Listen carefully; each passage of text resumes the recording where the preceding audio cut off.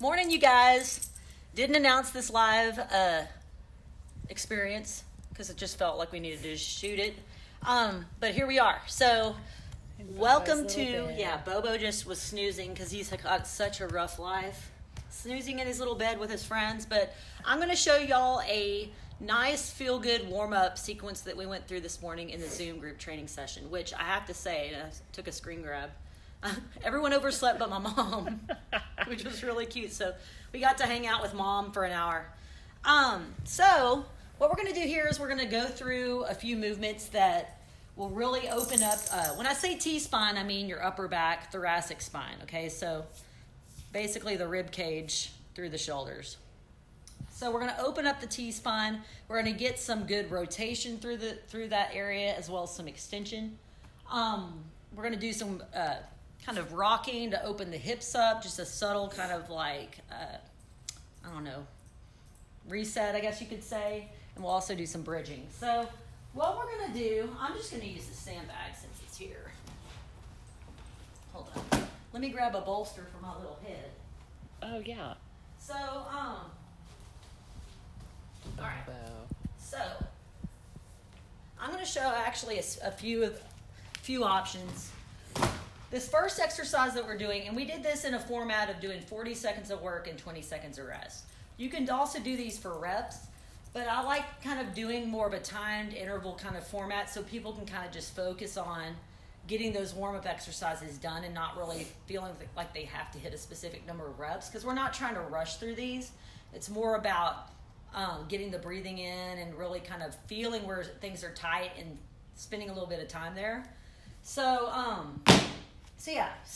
40 seconds of work, 20 seconds of rest.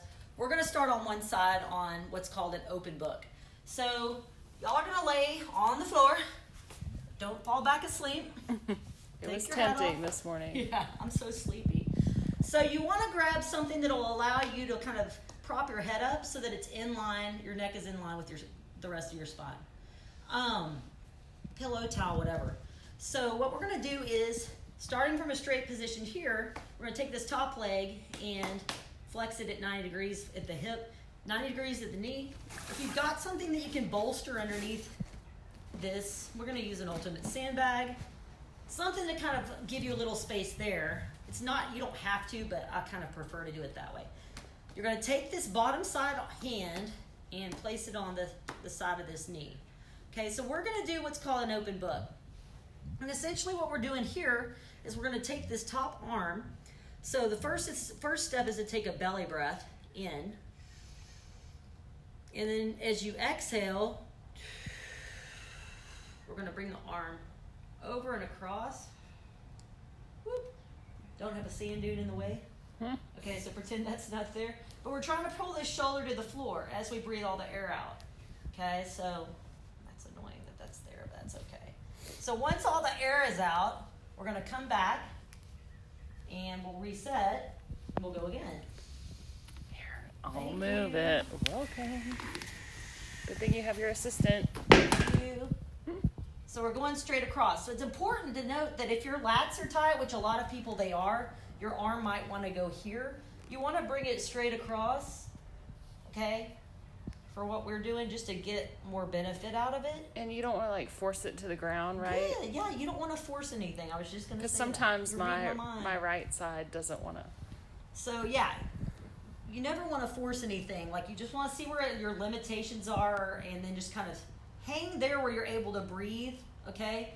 So we're going to do 40 seconds on one side, with each breath cycle being a rep, if you want to think about it that way. So I would say if you're counting reps, I would do 3 to 5 reps, okay? Second thing that y'all are going to do is what's called quadruped rocking. Okay, so this guy, we're going to be on all fours. Okay, so y'all are going to plant your toes. Earlier we were talking about planting the toes versus pointing the toes. I prefer to plant them, but you can go both. I mean, you can do either one. It's really on this, it's kind of, on a lot of exercises I feel like we need to plant, but on this one you can get either option. Setting up in quadruped, we want to bring the knees a little bit wider than the hips, okay? So what we're going to do is we're going to push the arms strong. We don't want to let gravity pull us down towards the floor. Push away the whole time. So you're going to inhale, and then as you exhale, we're going to push your butt back towards your heels. And then come back and kind of reset.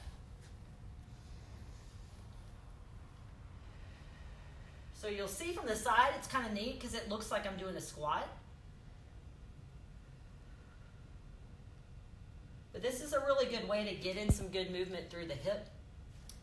And just kind of, like I said, it's a good reset. What does this look like? Like a baby. Exactly. So this is one of those, like yesterday I covered rolling, the soft rolling. That's a reset that can kind of tie in with like baby movements, okay? So rocking is another one. So babies do a lot of this. And what they're doing is just kind of all the things that babies go through developmentally when they're like rolling, crawling, learning all these different movements is kind of setting them up for their future, I guess, movement competency and establishing like stability, mobility, strength in these important areas. So like the rocking, we're addressing shoulder and T-spine stability here because we're pushing the floor, but then we're also moving through the hips. So it's really neat. And then if we plant the toes, we've got dorsiflexion going on in the ankle, which is important from a mobility standpoint. So yeah, so the quadruped rocking, that's the second exercise. Third exercise is going to be the open book on the other side, okay? So 40 seconds of that, 20-second rest. And then the fourth exercise is going to be a bridge or a marching bridge. Bless you. So we've covered bridging. So the way that we did the bridge this morning is we did a bridge with an isometric press. So if you've got a pair of dumbbells or kettlebells, awesome. You'll hold them here kind of with a neutral or palms facing each other grip. So just pretend that I have dumbbells. So it's important to note that we're not pressing up here where I'm losing this shoulder position. So we're going to press up over the lower chest and hold the arms in a steady position here. You could also hold like one object here like we often use in regular workouts. My preferred method is to use an ultimate sandbag where it's over the lower chest and I'm pulling out on the handle, so I'm creating tension, which engages a lot of this good stuff here. So the press is similar.